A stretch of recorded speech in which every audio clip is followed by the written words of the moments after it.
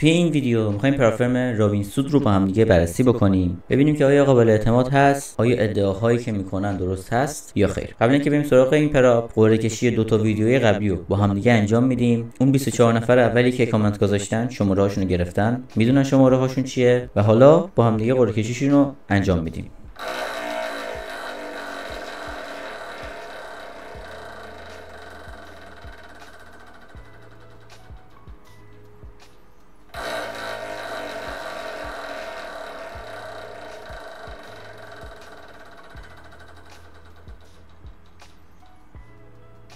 شماره اولی برای ویدیوی MP مارکت هست، شماره دوم برای ویدیوی راهنمای انتخاب پراپ هست. کامنتاشون رو اینجا میذارم. این دو نفر باید توی ویدیوی بعدی ایمیلشون رو برای من بذارن و ما چالش رو براشون خریداری میکنیم و براشون ارسال میشه. یه توضیح بدم راجع به شماره دادن و اینکه چجوری کار میکنیم. بعد از اینکه ما قرعه کشی رو وارد کردیم توی برنامه هامون، کامنت ها رو من روی حالت held for review گذاشتم برای اینکه شما ویدیو رو ببینید، اون کلمه مورد نظر رو پیدا بکنید و کامنت بکنید. اینجوری نباشه که نفر اول ببینه اون کلمه رو پیدا بکنه، بقیه بیان از رو کامنتش همون رو کپی بکنن بدون اینکه ویدیو رو بخوام ببینن، بدون اینکه بخوام ویدیو رو لایک بکنن. پس برای همین شما نمیتونید کامنت هایی که قبل از شما گذاشته شده رو ببینید. و من وای میستم که اکثر افراد کامنتشون رو بذارن، بعد از اون میام شماره میدم و کامنت ها رو اکسپت میکنم. اگه کامنت های سوالی اینا باشه اونها رو زودتر اکسپت میکنم، برای همین اونها رو زودتر میبینید و شماره ها رو نمیبینید. این بود سوال خیلی از افراد که چرا شماره نمیگیریم، من اولین نفر بودم و اینا.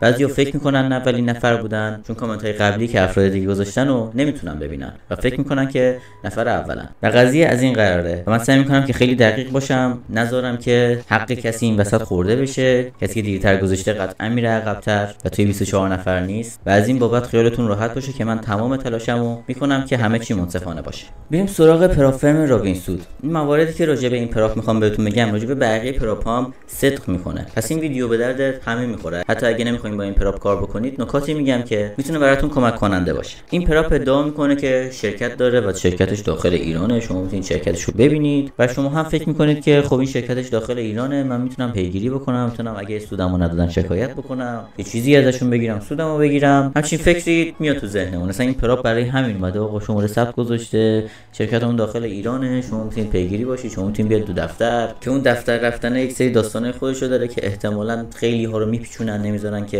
بیان به دفتر، میگن بعد هماهنگ کنید، میگن بعد احراز هویت کنید، داستان‌های دیگه داره. میگه بعد پشتیبانی صحبت بکنید و اینا. اینجوری نیست که شما باید آدرس رو بگیرید برید در شرکت و انتظار داشته باشید که بخوان شما رو راه بدن، اگر که واقعا آدرسش واقعی باشه. چون من نرفتم و نمیدونم. اگه خودم به چشم خودم نبینم نمیام تاییدش بکنم که آقا دفتری هست و کسی هست و شرکتی هست. این نکته رو باید در نظر داشته باشید که این پراپ ها همشون، شاید بگم 99% پراپ ها، یه چند خط جمله توی پایین سایتشون یا قسمت قوانینشون نوشتن. فرقی نمیکنه ایرانی خارجی، فکر نکنید راجع به این پراپ فقط دارم میگم. این چند خط توی همه پراپ ها هست. خارجی هست، ایرانیاش هست، توی FTMO هست، فاندد نکس هست، رابینسود هست، سرمایه‌گذار برتر، همه هست. چرا این متن رو می‌نویسن؟ برید با هم دیگه متن رابینسود رو بخونیم. فکر نکنید متنای دیگه خیلی متفاوته. منظور اصلی اکثرا یکیه. میاد پایین صفحه رابینسود ته صفحه نوشته.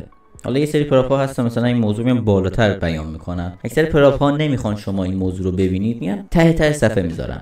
نمیخوان که شما قشنگ اینو ببینید. ببینیم اینجا چی نوشته. پراپ رابینسود اولین پراپ حقوقی مستقر در ایران است که با شناسه شرکتی 575445 زیر نظر شرکت مادیان صنعت دیجیتال از سال 1402 به صورت رسمی شروع به فعالیت کرده است. مهمترین ویژگی یک پراپ فرم صداقت در قوانین است که فکر نمی‌کنم. رابینسود سعی در ایجاد یک پراپ تریدینگ کاملا ایرانی کرده که با خدمات آموزشی گسترده. به این جمله دقت کنید. خدمات آموزشی گسترده، یعنی ما داریم خدمات آموزشی ارائه میدیم. همچون پنل آنالیز حرفه‌ای، چالش‌های متنوع شامل 3 مرحله رابین هود و مرحله فرصت‌ها، پراپ رایگان فول فان، پراپ تمرینی نامحدود و پنل آنالیز، همچنین منتور و تراپیست رایگان و استارتر پک ژورنال معاملاتی بهترین ها را به ارمغان میآورد. یعنی چی؟ ما یک شرکتیم که خدمات آموزشی داریم ارائه میدیم. خدمات آموزشی شامل چیه؟ پنل کاربری حرفه‌ای داریم بهتون میدیم. 3 مرحله‌ای داره، حالا اینجا چالشاشو گفته. پنل آنالیز داریم بهتون میدیم، منتورشیپ داریم میدیم، تراپیست رایگان داریم بهتون میدیم. احتمالاً چیزای مزخرفی هستش. یه ژورنال میکنیم و از این موارد. دوباره جمله آخرش نوشته پراپ فاندینگ ایده نوینی برای آموزش و پیشرفت فعالین بازار بازارهای مالی چه مبتدی و چه با سابقه است که مهارت خود را به چالش بکشن. یعنی داره میگه آقا ما یک پلتفرم آموزشی هستیم، خلاصشو بگم همینه. این خدماتو میدیم، پلتفرم آموزشی هستیم، منتورشیپ و اینجور موارد داریم و چیزی راجع به این که سودی که شما میکنید چی میشه اینجا هیچ راجع بهش صحبت نکرده که آقا ما قراره سودی که شما توی حساب‌ها با دست میارید و بهتون بدیم و از این خبرا نیست. برای مثال شما با این پراپ کار کردی، شما بدون نقض قانون پاس کردی، بدون نقض قانون به سوددهی رسیدی و یک مقداری مثلا $1000 $2000 سود کردی، می درخواست برداشت میدی، هیچ نقض قانونی هم نکردی و احتمالاً نقض میشه درخواست برداشتتون و شما میگی شما شرکتتون تو ایرانه، من میام پدرتون رو در میارم. میرید شکایت میکنید، بر فرض مثال شکایتتون قابل قبول میشه، میرید برای مثلا دادگاه. بعد از 6 ماه تا 1 سال از شکایتتون بگذره یه وقت دادگاهی براتون میذارن، شما میگید آقا ما سود کردم، این مدارک هم هست، این حساب هم هست، این اسکرین شات هم هست، این مقدار سود کردم، هیچ نقض قانونی توش نیست. اون قاضی که احتمالاً راجع بازارهای مالی چیزی نمیدونه شاید حرفتون رو باور کنه. خب حالا مثلا حرفتون هم باور کرده، شما نقض قانون نکردی، مثلا سود کردی توی حسابی و میخواید که برداشت بزنید، این پراپ سودتون رو نداده، مثلا سرتون رو کلاه گذاشته. این پراپ میاد چیکار میکنه توی اون دادگاهی که اگه شما بتونید این پراپو ببرید توی دادگاه، مثلا تا اونجا بکشونیدش که خیلی احتمالش کمه، این پراپ میاد میگه ما چیزی راجع به اینکه شما قراره به شما سود بدیم نگفتیم، ما یک پلتفرم آموزشی هستیم، همونطور که توی سایتمون هست، همونطور که توی قسمت قوانین زیر سایتمون نوشتیم، ما یک پلتفرم آموزشی هستیم، ما گفتیم پنل آنالیز به شما ارائه میدیم، دادیم، بهتون گفتیم چالش‌های مختلفی داریم طبق چیزی که نوشته ارائه دادم، منتور تراپیست رایگان واسهتون گذاشتیم. ما هر چی که گفتیم انجام دادیم. ما نگفتیم که سودی که شما مثلا بعد از پاس کردن ایجاد میکنید بدون نقض قوانین قرار ما به شما از اون حساب سودی بدیم. ما اینجا طبق چیزی که گفتن برای آموزش و پیشرفت فعالین بازارهای مالی هست و همه چی کاملا شفافه. ما قرار نیست کار دیگه‌ای به جز این مواردی که گفتیم انجام بدیم. این فقط برای رابینسود نیست. شما تمام پراپا برید یک همچین چیزی نوشتن، یا نوشتن ما هیچ مسئولیتی نسبت به سود و ضررهاتون نداریم، یا نوشتن ما پلتفرم آموزشی هستیم و از این موارد. یعنی اصلا شما هیچ جوره نمیتونی از یک پلتفرم به شکایت بکنی، چه تو ایران باشه چه تو خارج باشه، چه اصلا توی دبی باشه، شما برید توی دبی انقدر پیگیر باشید که برید توی دبی از اون پلتفرمی که توی دبی هست برید شکایت بکنید، اصلا نمیشه. یعنی راهی ندارید، اینجا راه شما رو بستن. پس اینکه با خودتون بگید برم با رابینسود کار کنم که پلتفرمی که داخل ایرانه ببینم جقشونو میگیرم، آدرس داره، شماره ثبت داره، همچین اتفاقی نخواهد افتاد. بهتر اینه که شما با پراپ‌های کار بکنید که سابقه کار زیاد و سابقه برداشت سود دارن. شما چند نفر رو میشناسید که از این پراپ سود برداشته؟ پس اینکه این پراپ این نماد داره، شرکتش توی ایران ثبت شده است، اینها رو بندازید دور. اینا همش جنبه تبلیغاتی داره. یعنی شما 1% هم نمیتونی بگی به خاطر کاری که اینا کردن ما به اینا اعتبار بدیم. نه، این فقط جنبه تبلیغاتی داره و جنبه این که بخواد خودش رو معتبر نشون بده. این از این تا اینجای کار. مورد بعدی این پراپ که بهتره راجعش صحبت بکنیم چالش‌هاشه. چالش‌ها خیلی مزخرفه. بریم چند تاشو با هم ببینیم. چالش فول فان، همونه که مستقیم ریال میتونی برداشت کنی. حد اکثر روز شما 90 روز محدودیت زمانی داری. حداقل 40 روز معاملاتی داری که تو این 40 روز 2 روز تو هفتهش فقط تعطیلاته. یعنی شما تقریبا به هر روز ترید بکنی 90 روز. حالا 40 روز معاملاتی. تارگتتون چقدره؟ 35%. یعنی انقدر مثلا تارگت سود داری. خب حد ضرر روزانه چقدره؟ 2%. یعنی شما انقدر حد ضرر روزانه داری، انقدر تارگت داری. شما هر چقدر مثلا 2% سود بکنی، یه 2% ضرر کنی، همش میره. 2%. این تو اینجا سود میکنی، یه 2% زده ضرر میخوری روزانه، فیل میشی دوباره. مثلا یه چیز مزخرف، کاملا مزخرف. حالا این فول فان. میریم سراغ چالش مادیار چیه؟ این هم میبینیم حداقل روزهای معاملاتی داره. فکر میکنم که یک مرحله 60 روز تقویمی و 30 روز معاملاتی داره. تارگت هر مرحله چقدره؟ 25%. باز حد ضرر روزانه چقدره؟ 2%. یعنی اصلا این چالش مزخرف تر از این نمیتونست یک پراپ برای تریدرهاش بذاره. رابیکو حد اکثر روز تقویمی 150 روز، حالا محدودیت زیادی داره. حداقل روزهای معاملاتی 15 روزه هم داره. تارگتش چقدره؟ 21%. روداونش چقدره؟ 5%. باز حالا شاید نسبت به اون یکی‌ها یکم منطقی تره. حالا نسبت به پراپ‌های دیگه که اصلا، ولی نسبت به اون یکی چالش یکم این منطقی تره. 21% سود، حد ضرر 5% که شما بیشتر از 4 برابر حد ضررتون باید سود ایجاد کنید. منطقی ترین چالشش همین فرصت هاست که محدودیت زمانی 60 روزه داره، 2 مرحله‌ایه، 5 روز حداقل روزهای معاملاتیشه. تارگت سود هر مرحله 7 است، یعنی روی هم 14 تا که باز نسبت به پراپای دیگه باز تارگت سود بالاییه.